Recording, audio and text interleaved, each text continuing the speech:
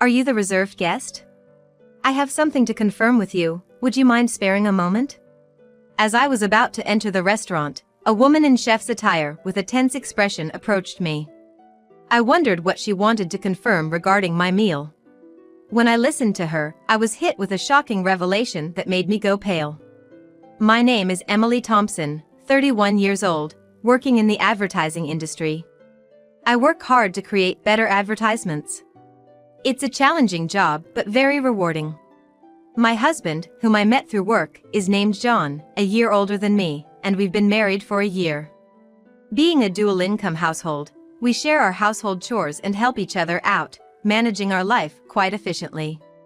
Initially, our interactions were only related to work, but as time went by, we started having more personal conversations and grew closer. I realized that we had similar interests and values, and I started developing feelings for him. When our collaborative project was coming to an end, fearing that we might not see each other often afterward, I mustered the courage and confessed my feelings to him. I had always been focused on my work and, while I've dated before, this was the first time I ever confessed my feelings to someone. I was very nervous, but he accepted my feelings. And so, we started dating, and after a year, he proposed, and we got married. Before marriage, John told me he had been previously married and was divorced. They were married for about a year, had no children, and mutually decided to part ways due to differing values. It seemed like John regretted not being able to make his previous marriage work. He seemed a bit reserved when it came to love, probably because of his past experience, but I understood. As long as there were no lingering issues, I didn't mind his past. It wasn't about wanting happiness from marriage, but wanting to live my life alongside John. So, I accepted the fact that John was divorced and went ahead with the wedding. Our married life was filled with happiness, but slowly the real implications of John being divorced began to unravel. After our wedding, we moved to an apartment close to both our workplaces. John's parents live nearby, and we get along well. Our married life has been smoother than I anticipated. I initially had concerns about living so close to my in-laws, fearing potential conflicts, but they were always kind to me. Given our work schedules, John and I hardly have time during the weekdays, but we make the most of our weekends. Living with my husband, due to both of us working, we don't get much leisure time together on weekdays, except for brief conversations at dinner. Therefore, we spend a lot of time together on weekends. We both enjoy eating, and often cook dishes we want to try at home. Ideally, dining out would be great, but I have an allergy to fruits from the Rosaceae family, so I can't casually eat out. Even when I think a dish doesn't contain these fruits, they might be used as a hidden ingredient, making it tedious to constantly check with restaurants. Even a slight touch causes my skin to turn red and swell. I feel bad asking about ingredients at restaurants and have developed an aversion to dining out due to this. I developed this allergy as an adult, and initially, I was taken aback since I hadn't expected it. I recall a time when I ate a lot of strawberries, my mouth swelled up, making it difficult to breathe. I used to eat fruits frequently, and after getting tested at the hospital, I was devastated to find out about my Rosaceae fruit allergy. Discovering that I could no longer eat favorites like strawberries, apples, pears, and peaches saddened me. I've had reactions after eating food I thought was safe, only to find out they contained allergens, which further discouraged me from dining out. This made me apprehensive about buying ready-made meals or snacks, adding a bit of stress to my life. Perhaps due to the initial severe allergic reaction and the sadness of not being able to eat my favorite fruits, I became overly cautious about checking ingredients. During meals with my husband while we were dating, my constant checks made me feel apologetic. However, I can't feel at ease without thorough confirmation, and without it, I can't fully enjoy meals.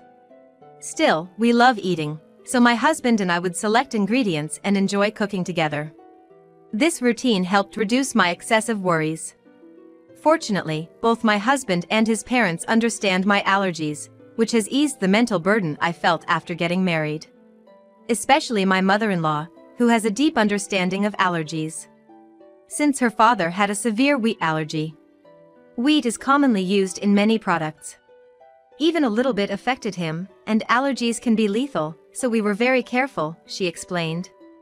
She researched my allergy and always ensures that meals are safe for me. When we dine at her place or go out, she takes extra precautions, allowing me to enjoy meals without worries. You shouldn't have to be scared during meals. I'll make sure everything is safe for you, she told me, which almost moved me to tears. I have a great relationship with my in-laws, especially my mother-in-law, who treats me like her own daughter. We often go out together. My husband and his parents are wonderful people, and the concerns I initially had about my allergies have vanished. One day, a project I proposed at work was successful, earning me a promotion, which I excitedly shared with my family. They were all thrilled, especially my mother-in-law. While spending time with her, she invited me to celebrate at an upscale restaurant. That's a very fancy place, isn't it? I can't let you do that, I hesitated. The restaurant was in a luxurious hotel nearby, which I had always dreamt of visiting since my student days. However, it's truly upscale, and I felt it was too extravagant even for a celebration. You don't have to hold back. This is such a joyous occasion, let me treat you, she insisted, genuinely happy about my promotion. Her sentiment warmed my heart, but I had reservations. I remembered visiting the restaurant's website before my allergy developed and dreaming of tasting their fruit-filled tart someday. The restaurant often uses fruits from the Rosaceae family. While I appreciate my mother-in-law's kindness, besides the issue of the restaurant being upscale, I'm hesitant because they frequently use fruits from the Rosaceae family, which I'm allergic to. Whenever I dined out with my mother-in-law in the past, we informed the restaurant of my allergy beforehand. But each time, I felt guilty asking them to accommodate my dietary restrictions, so we often chose restaurants that seldom use my allergenic foods. I worry that even if we inform this restaurant about my allergy, it might inconvenience them due to their frequent use of fruits. Of course, dishes without these fruits are safe for me, and I'm tempted to try them. However, considering the kitchen likely processes these fruits as well, the risk scares me. In the end, I decided to decline the offer because of my concerns about an allergic reaction. Still, my mother-in-law was keen on the idea. I'll inform them about the allergy when I make the reservation. Don't worry, I also have a connection there, so they'll take good care of us. I was surprised to hear she had a connection to the restaurant since neither she nor my husband had ever mentioned it, but I assumed it wasn't something she boasted about. Given my mother-in-law's enthusiasm and my genuine interest in the restaurant's cuisine, we decided to have lunch there together. Considering that it's a suggestion from my mother-in-law who has always been considerate of my allergies, I felt relieved, thinking there was nothing for me to worry about. When I told my husband about this, he was surprised to hear that his mother had connections at the restaurant. My husband also mentioned that the restaurant sometimes serves fruit, and he appreciated their consideration for allergies. When I told my husband that my mother-in-law had informed the restaurant about my allergies during the reservation and they would take precautions, he seemed relieved. It's a celebration of your promotion, right? Make sure to enjoy yourself. Noticing that I was looking forward to this day, my husband said with a laugh. Initially, I declined because of my allergies, but I had always admired the restaurant, so I was excited about dining there. On the day I had been eagerly waiting for, since it was a weekday, I took a half-day off. After finishing my morning work, I planned to head straight to the restaurant. Being a high-end place, I chose a more formal outfit than usual and paid extra attention to my appearance when going to work. Colleagues noticed my attire and asked about my plans. When I told them about the meal, they wished me a good time before I left the office. Excitedly, I headed to the hotel. As I entered the entrance, my mother-in-law was already there. The two of us headed to the restaurant on the first floor, and since we had a reservation, we were immediately escorted to our table. Our reservation was for 1 p.m., but due to the busy lunchtime, we were informed that the serving might be a bit delayed. It was a popular high-end restaurant, so it was crowded. I understood and decided to order just drinks for the time being and wait patiently. Having already finished work and being encouraged by my mother-in-law, I ordered champagne. We enjoyed our conversation while waiting for our meal. I've had champagne before, but the one I had that day tasted the best. Feeling the effects of the alcohol and the anticipation of dining at a restaurant I had longed for, I was in high spirits.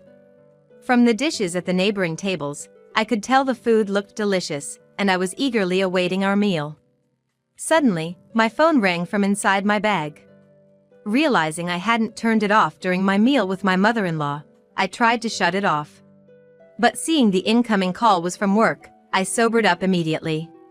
Worried that there might be a problem, I excused myself from my mother-in-law and stepped out of the restaurant to take the call, ensuring no one was around in case of sensitive information. The call was regarding a document I had submitted earlier that day. My colleague urgently needed clarification. Relieved that it wasn't because of an error on my part, I answered their questions and wrapped up the call in about 5 minutes. As I was about to turn off my phone to go back and enjoy my meal, an unfamiliar woman approached me. "Excuse me. You're the customer who made a reservation for today's meal at the restaurant, right?"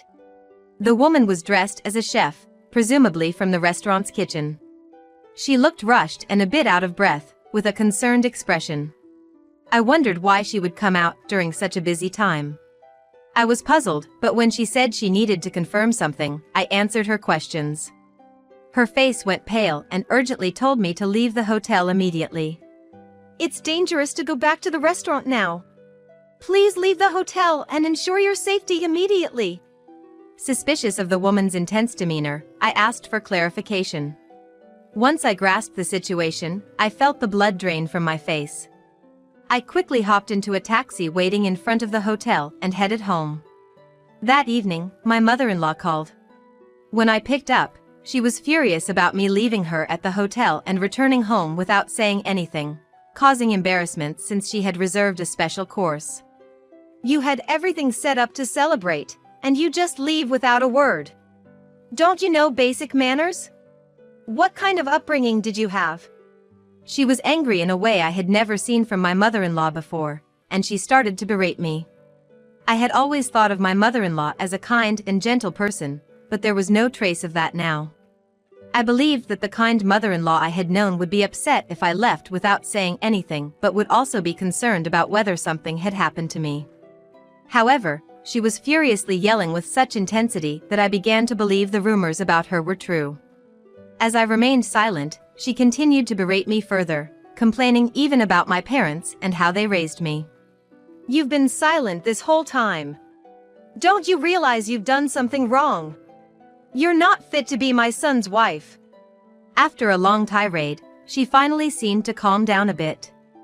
I then quietly posed a question to her.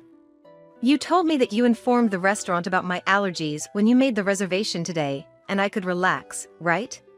But the restaurant wasn't aware of my allergies, so what happened?" In fact, the meal today had ingredients that I was allergic to. Not only in the dessert but also in the main courses, the allergenic ingredients were used in marinades and sauces, which weren't apparent from just looking. The woman who approached me earlier had taken the reservation call from my mother-in-law, and she said that no mention of my allergies had been made then. However, she noticed the allergy badge on my bag and came to check just in case. Being the chef responsible for our meal that day, she immediately noticed the inclusion of the allergenic ingredients. If she hadn't informed me, I would have unknowingly consumed the food with allergens, which would have resulted in a severe allergic reaction. Initially, I doubted that my mother-in-law would purposely make me consume allergens, but considering the woman took time out of her busy schedule to inform me, I quickly believed her. Furthermore, this woman knew about my mother-in-law's true nature. Thus, she deduced my situation and advised me to leave immediately and ensure I went somewhere my mother-in-law wouldn't follow. The reason she knew my mother-in-law was that she was my husband's ex-wife. She now works under her maiden name, Kate Young. Seeing me with my mother-in-law, she realized I was the new wife and decided to help me out. She assumed I was the new wife because she believed that my mother-in-law wouldn't have female friends, especially someone of a similar age. After getting married to my husband, the ex-wife lived with his parents and was subjected to significant mistreatment by my mother-in-law. Before they married, she, like me, thought the mother-in-law was gentle and kind, which left her quite baffled. Once they started living together, when my husband or father-in-law wasn't around, the ex-wife faced continuous criticism for her housework and was always subjected to snide remarks. Being a full-time housewife, she had no escape. Despite her culinary skills, honed from attending a professional cooking school, the mother-in-law still found faults with her dishes, even discarding them at times. She considered discussing this with her husband, but the mother-in-law was adept at concealing her true nature, especially around him. Feeling her complaints would fall on deaf ears, the ex-wife aimed to gather evidence. But as she had recently become a full-time housewife, she lacked funds and was almost constantly under the watchful eye of the mother-in-law. Unable to gather proof and without anyone to confide in, she felt trapped in this life. So, she fled in the form of a divorce. Despite never having worked before, she utilized her culinary license to seek employment and was lucky to land a job at the restaurant. She worked diligently, and over time, the memories of her mistreatment faded, and she began to enjoy her work. After a few years, as she matured into a full-fledged chef, for some reason, my mother-in-law discovered she worked there and started frequenting the restaurant. Upon realizing her ex-daughter-in-law was there, she discreetly threatened her for discounts. While she declined absurd demands, past traumas influenced her to yield to some. The connection my mother-in-law spoke of referred to the ex-wife. When I questioned why she hadn't communicated my allergies to the restaurant, my mother-in-law feigned ignorance. "I knew about your allergies, so I must have told them. Maybe it's the staff's oversight?" She countered defensively, placing the blame on the restaurant staff. Given that the reservation call was handled by the ex-wife, it's probable that my mother-in-law deliberately didn't mention the allergies, intending to pin the blame on the restaurant. However, I was already onto her game. Considering the restaurant's stringent guidelines on allergies, if informed, they'd have accommodated my dietary needs. Moreover, they record calls for dispute resolutions, so it would be easy to verify who was at fault. When confronted with this, my mother-in-law, not anticipating recorded evidence, fell silent. I pressed on. "You've always been cautious about my allergies. Why did you not mention them this time?" Until now, my mother-in-law was well aware of the dangers of allergies and always showed concern, so I never imagined she'd do something like this. She knew that by doing this, it wouldn't end well for me. Given that we had a good relationship until now, I was curious why she acted this way and sought an explanation. I was shocked by her behavior, but more than that, I was baffled why she would act in such a manner. After a brief silence, she shouted defiantly, "I despise you! You outshine me! You deserve some pain!" She was envious since I received praise at work and was more liked in the neighborhood than her. She arrogantly claimed that even if I spoke out, no one would believe me. If it weren't for this incident, I wouldn't have believed she was capable of such actions. Thus, I had collected evidence to reveal her true nature and confronted her with it. "Everyone will believe me. My parents and my husband, John, are here listening to everything. Plus, this conversation is being recorded." Everyone present had heard her berate me and her intentions to purposely expose me to allergens. In fact, after leaving the restaurant, I immediately went to my parents' house and had John join us. I had informed them of the situation, and we were discussing our next steps when she called. So, I swiftly switched the call to speaker and started recording it for evidence. As a result, we had her incriminating statements on tape.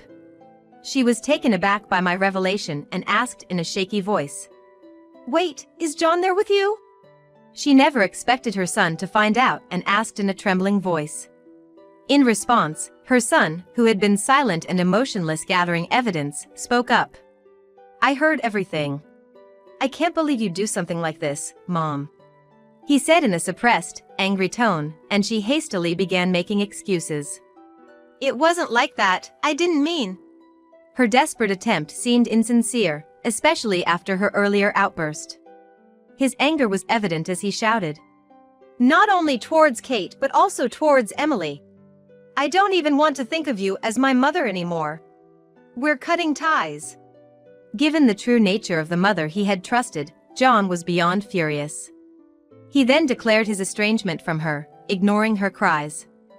Furthermore, my parents said that they would sue her for attempted murder, and John cut off the call, disregarding her voice. Later, when John informed his father about the incident, he was furious and suggested divorce, eventually throwing her out of the house. With no relatives to rely on, no income, and being a housewife, she clung desperately, pleading and crying. Her husband, feeling a final bit of pity, put her in a basic apartment. He paid the first month's rent and told her to find work so she could support herself. But, having been a housewife, she seemed to lack the drive to work, and for some reason, clung to both John and me. She barged into our house demanding money, but we drove her away, telling her to earn it herself. Especially John, who was extremely stern, ensuring she wouldn't approach our house again. Later on, rumors suggested she started working at a nearby supermarket, but she seemed quite disheveled. Given her nasty attitude, she had no one to rely on and seemed to be struggling on her own. I hope she continues to work hard both for her own expenses and to pay us the compensation, and I want her to stay out of our lives. As for why she did what she did, it seems she was jealous of me and wanted to see me suffer. John's ex-wife had moved in after graduating from a vocational school and became a housewife. She was submissive, obeyed her mother-in-law, and had a quiet nature. Due to her unpleasant character, which made her disliked by women, and her enjoyment in bullying those weaker than herself, she used to take out her stress on John's ex-wife. However, I am independent, working, and getting promotions. I had a higher social status than her and was well regarded in our neighborhood. Initially, she liked me thinking I was a competent daughter-in-law, but she gradually grew jealous. Being unable to bully me, she wished I'd be in a position where I'd become incompetent, wanting to look down on me. After the explosive call, when John and his father confronted her, she confessed everything, leading to their declaration of cutting ties with her. Later, John apologized to his ex-wife for not noticing the bullying. At that time, he was new at his job and deeply trusted his mother, which blinded him to her behavior. Still, he felt he should have noticed and was regretful. His ex-wife assured him she was over it. She's dating someone now, and their conversation ended on a peaceful note. John felt relieved knowing she was genuinely happy. Thanks to her help, I became friends with John's ex-wife. She's also career-oriented, and we get along well. Although she's his ex-wife, there's nothing concerning regarding their relationship, and I'm glad to have a friend close in age. After settling matters with the mother-in-law, John and his father threw me a promotion party. With the celebration from the two of them, I felt happy and determined to continue working hard without worrying about my mother-in-law.